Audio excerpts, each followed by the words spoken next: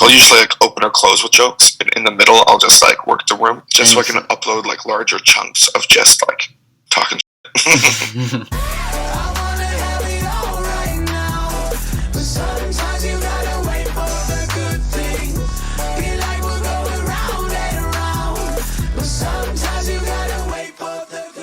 He's a stand-up comedian from Canada, waiting out the pandemic in Sydney, Australia. Please welcome Evan Desmarais to the podcast. How are you doing today? Good, man. Oh no, Desmarais is the name. I know it comes across real Greek, but it's French. Okay. I definitely did spend a bit trying to think, like, is it Desmarais, like, trying to figure out how to pronounce it. Yeah, and so does everybody. Mm-hmm. So, what was kind of, like, your early life or your childhood like growing up in Canada? Yeah, man, I grew up in Montreal. Pretty lovely time. Used to be a child model. What was that like? Like, what made you get into that? Well, when you're a child model, you don't really have like a choice on that. Yeah, I guess that I should say, what made your parents get you into that, if you know? Oh, no idea how that actually came to fruition. I guess I was such a hot kid, huh? This is one of those sweet-looking childs, and they were like, oh, this guy needs to be on a billboard. Yeah. It's like, sorry, I also just woke up over here. That's totally fine. I get this. That this was hard to coordinate given the time difference. Just for those listening, right now I'm on the East Coast in America, and he's in Australia, as I said. So this is definitely quite the ordeal to try to figure out a time that was not too crazy for either of us. So. Yeah, well, you nailed it. I'm just in that recently locked down life, so I'm just like, ugh. Yeah, you don't really have a time doesn't schedule. Exist. But no, yeah, it was just one of those things where like my parents got me and my sister into it. I don't know. I think it was a smart business idea. Get your kids working for you. Why do we have kids if not to make some money from them? Exactly.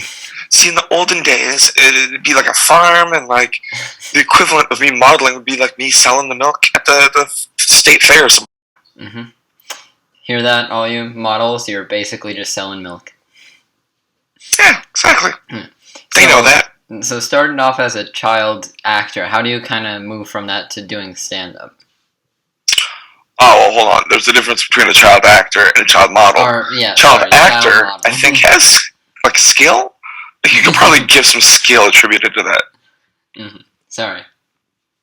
No, it's all right. I'm very undercutting myself. But yeah, how do you go from child model to stand-up? Years of self-loathing through puberty and acne and just doing improv, and then was like, what? Stand-up means you could just do improv but by yourself on a stage? And you could do it every night? It was essentially moving to Toronto, and like I loved like sketch and improv more, but when I was in Toronto, I was like, oh, sketch and improv, you have to like practice with people once a week, and maybe you get a show once a week, but stand-up you can go out and do like multiple times a night. Yeah. So when did you kind of like start pursuing stand-up full-time, or when did you realize it was something you could do as a career? It's not really like a thing that kind of happens like in a moment. It kind of just slowly merges into that. Because even now, like, yeah, I can do it as a career and I make money doing it. But there's sometimes, like, with a global pandemic, where it's like, oh, now I can't. Now you have to kind of figure out other ways to make money. Yeah.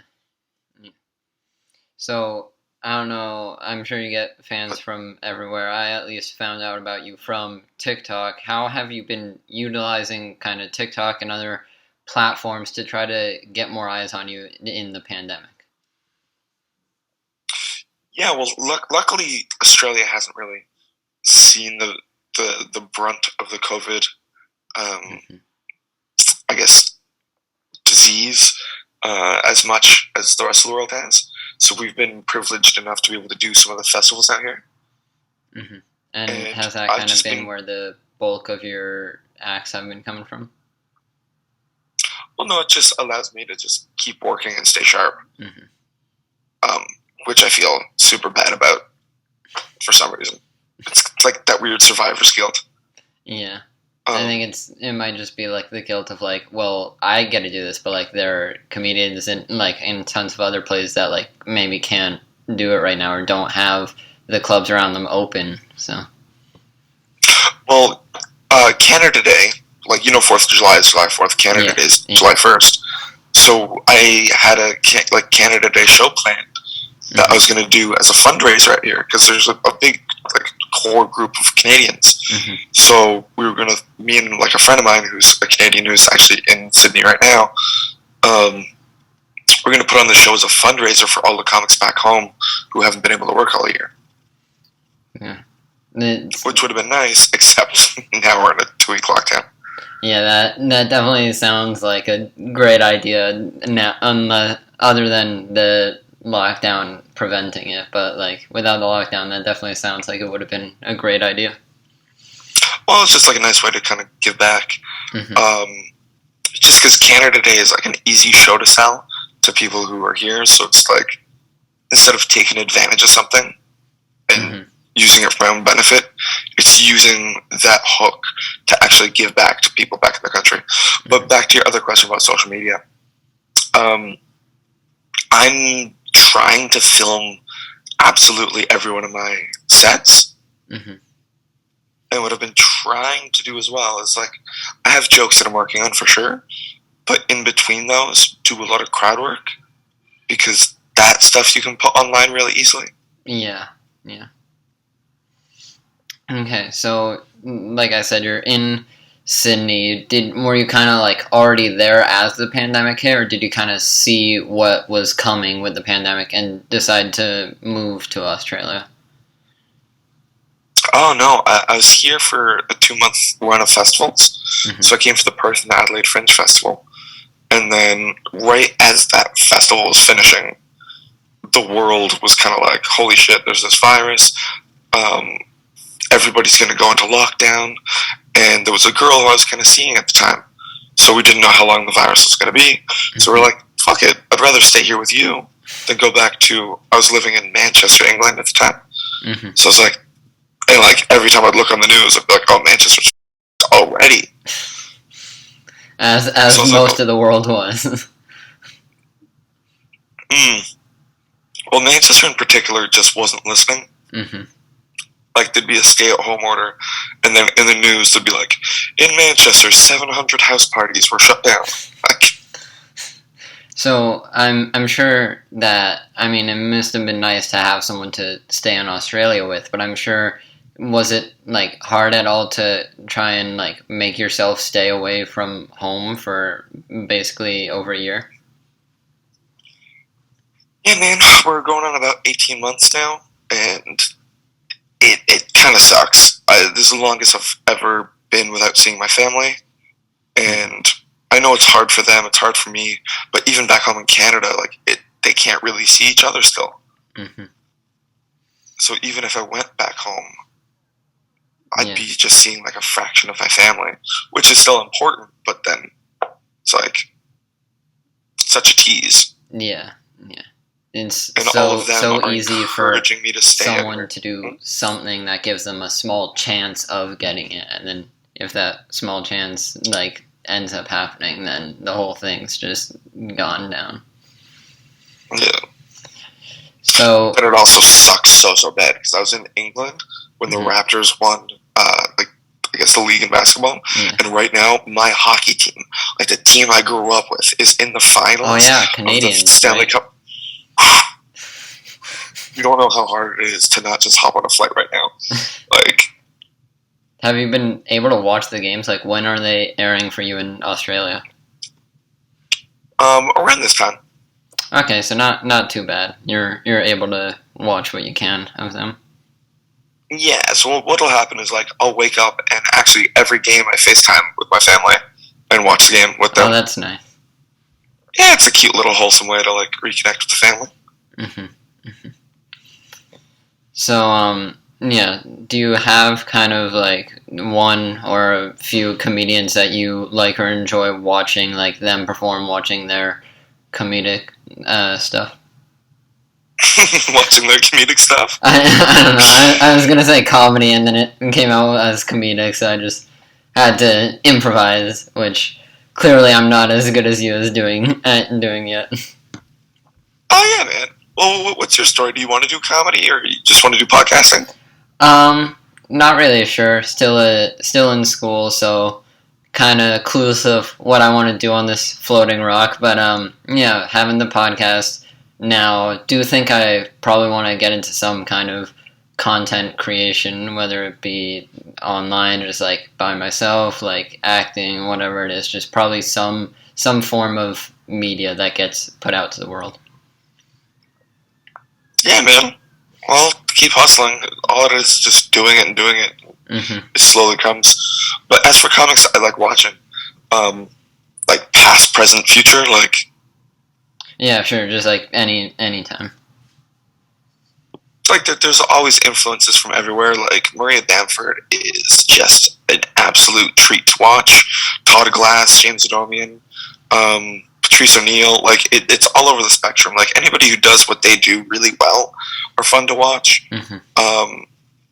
Just watching the hustle and sheer innovation from people like Andrew Schultz, and in the UK, like Adam Rowe is emulating that, I guess, formula. Mm-hmm. Yeah, over in Australia, Sam Campbell and Aaron Chen are two of the funniest human beings I've ever seen in my life. Yeah, and I'm sure being in the kind of comedy industry has helped you. Has that like helped you bring to like any comedians you didn't really know about before, and you realize that they're very funny? Oh yeah, well, when you do comedy, it becomes your thing, right? Yeah. It's like wine. Most people just go, "Oh, I know the or like beer." Let's say, you know the major brands, right? You know, like you're in America, what are fancy beers like Coors Light? So like you know like the main ones, like the Jerry Seinfelds, the Louis C.K.'s or whatever. The Wanda Sykes, the Sarah Silvermans.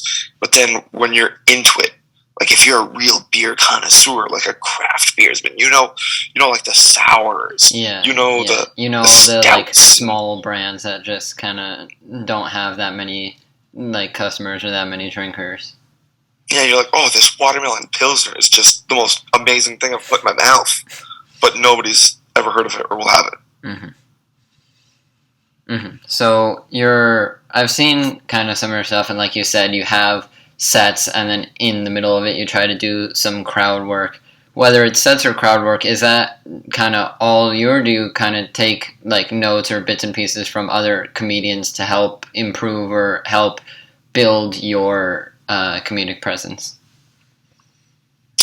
No, I guess the crowd work is just, it's a skill on its own that it's kind of hard, I guess, to take other people's influences. Yeah, because every comedian's so different, and they all have different things that work for them.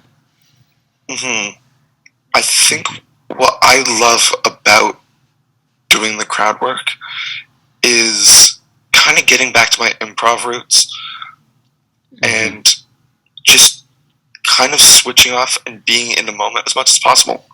And just being connected to that and creating like a moment for the room. Yeah. And so yeah, okay. Yeah, go ahead.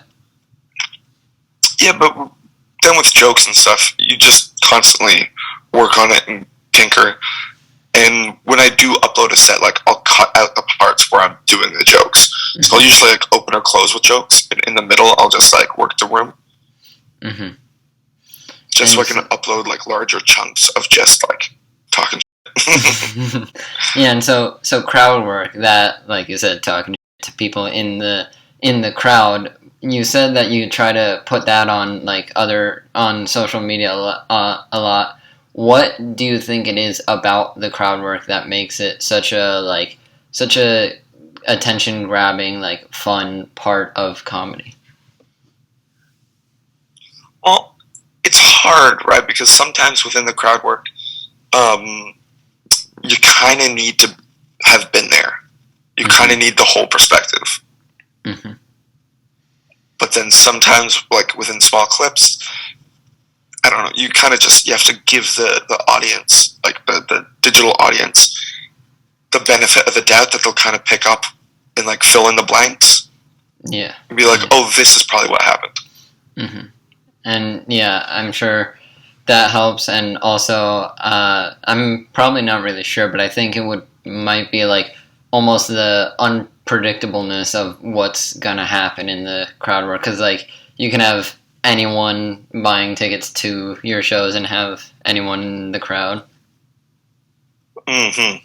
Like speaking of that, I saw like one of your clips where you had apparently an opera singer in one of your crowds.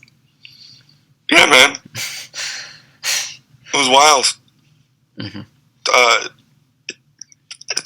She said she did opera. I didn't believe her, so I kind of dared her to come up and close the show, and she did, and it was beautiful. Mm-hmm. I never uploaded it because I don't really have like good footage of it, but one year during one of my comedy festival shows, there was a woman in the audience who'd like won, I guess, Australia's version, or like she made it to the finals of like Australian version of like The Voice, or like you got like a America's Got Talent. One of those many like talent shows on TV. Yeah. So she was on TV for singing. So like I got her on stage, and my tech like threw on a smoke machine and lasers, and we did a duet together. And I cannot sing, but it was fun. It's not about singing well. It's about singing and having fun. Exactly. So if you're willing to share, do you kind of have a favorite joke that you tell? Oh, not that I can think of, man. Mm-hmm. Mm-hmm. That's fine. I'm sure. Also, it's kind of hard to just do like over a call and not like in front of people. Yeah, you can't really just tell jokes like that. Mm-hmm. Well, like I'm sure there are comics who do and who can. Yeah, well, like I know it's been like some comics have been really accepting of the idea of like, I don't know if you heard about this, like some places are doing like drive-in comedy where people like stay in their cars and then like flash the headlights as laughing, but like that to the comic, like that can't be the same thing. That I'm sure that's a big difference. Yeah, I've heard comics who've done it, and they kind of. Some have said that it's just like the death of comedy, and they hate it, and other people are like, you kind of get into a rhythm of it and feel like it's kind of the same. Mm-hmm. The funniest kind of pandemic comedy solution that I've heard was, I think it was Gangalia, who's a comic from Toronto. Mm-hmm. He was doing canoe comedy. I don't even know what this is, and I already love it from the name. Yeah. So everybody's in like a canoe or kayak, and they surround a pier, and the comic stands on the pier doing jokes to everybody in canoes or kayaks. That's awesome. Yeah, it's the best. It's the best thing I've ever heard. Mm-hmm. So but just back to the favorite joke thing. Mm-hmm. I think my favorite thing is just to be in the moment with the crowd and the crowd work. Just making it up. Yeah, that's what makes me happiest. It's very self-serving. Yeah. So for the crowd work, does that always, like you said, like your improv background, is it always kind of like come naturally to you, or are there times you're kind of like just trying to think of something on the spot and it might be a little difficult? Oh yeah, man. We all feel our feels sometimes, right? Mm-hmm. So sometimes you're exhausted and tired, and it just doesn't click. Mm-hmm. Mm-hmm. And sometimes you just get hell crowds who don't want nothing. I'm sure that's not great. Like you try to get a crowd participant and they just immediately shut it down. Like, no, I'm not doing this. Oh yeah, some crowds just want jokes. Some crowds just want to be talked to, mm-hmm. and most of them are in the middle there somewhere. Mm-hmm. So, like, for your sets, how do you usually like come up with jokes to put into your set? Oh, life, man. Mm-hmm. Just life experiences. Yeah. And so, like, once you kind of write a joke or think of a joke, how long is it usually until you start kind of using that in a stand-up set or like in one of your shows? Well, depends on the gig, but like usually immediately. Like if you think of something, then you try to bring it to stage. Like I do, like through the crowd work, right? Like I do a lot of writing on stage. Yeah. So you bring it up and you find what's funny. You try and play within that and kind of build it and shrink it and build it and shrink it. Yeah, and I'm sure like that just immediately bring it to the stage. And I'm sure if you like do it for different crowds, I'm sure you start to get a feel for like, okay, like this is the delivery I should use, or like this part of the joke like doesn't really do anything. I should probably take it out, stuff like that, and you kind of fine tune it to eventually make it a good joke. Yeah, damn it. All right, those are all the questions I had for you today. Thank you so much for coming on. Is there anything you want to promote? Shows coming up, social media handles, anything? Just follow my socials, my Instagram and TikTok. Yeah, and I'll leave a link to them down below. Thank you so much for coming on, and yeah, sorry I couldn't think of any more questions. Yeah, dude, no worries. All the best. Good luck with your podcast. Yeah, thank you.